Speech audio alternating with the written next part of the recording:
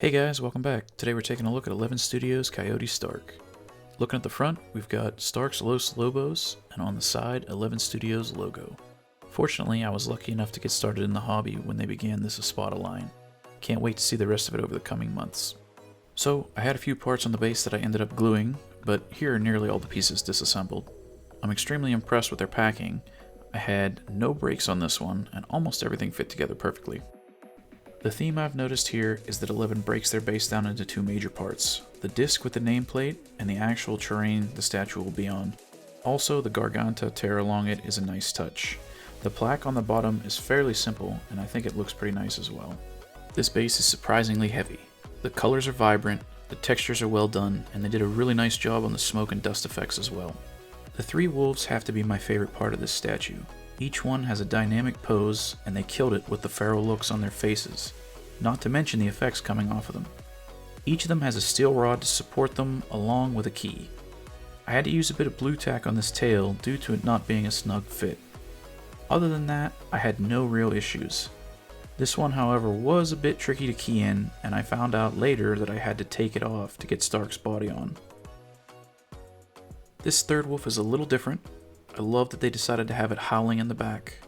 There's just something so cool about the effects coming off the eyes and mouths. One thing I noticed that some people were confused on was how to charge the wolves. Before you key in the tail, you can see a charging port. Kind of a questionable decision, but I just don't want to think about it. This one keys in at the back and looks awesome atop the tombstone. One regrettable choice I think the studio made was that they covered the number up with a smoke effect. But I guess I can let it slide based on how awesome these wolves look. Moving on to the head sculpt, my camera gave me a rough time with the focus, unfortunately. They did an amazing job capturing Stark's expression here. Also, the hair is super detailed. Can't imagine what it was like to sculpt all those little strands. There's also a rather fragile effect that slots into the eye patch. It's pretty crazy how much detail they managed to put into this sculpt.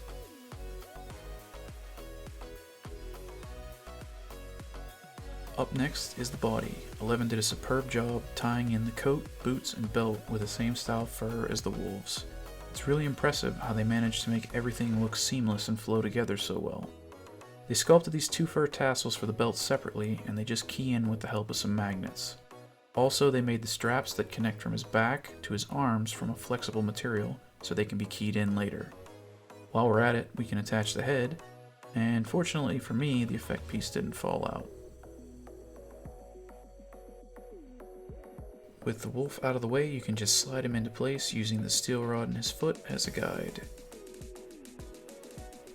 The last thing we have to add is both arms. That same fur appears here and adds another layer of complexity to each one. The triggers on each gun are extremely small and well crafted, as well as the plates on both sides that are intricate and loaded with small details. They even managed to sculpt a Sero effect on the left gun.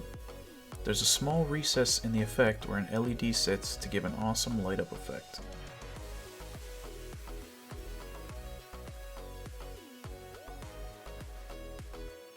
This is the other half of that Sero effect, and I have to say I think the studio did an awesome job capturing a really iconic moment from Bleach.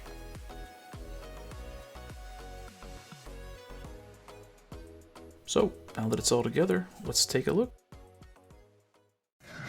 蹴散らせロスロボス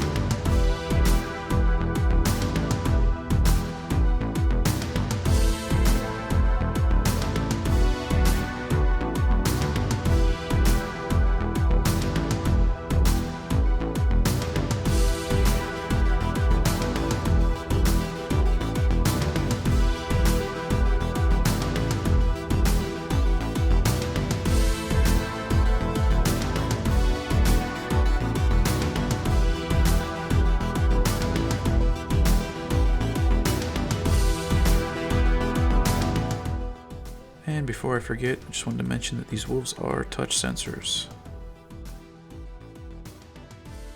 Well guys, thanks for dropping by. Next in line is Barragan, another one of 11 statues. Hope to see you there.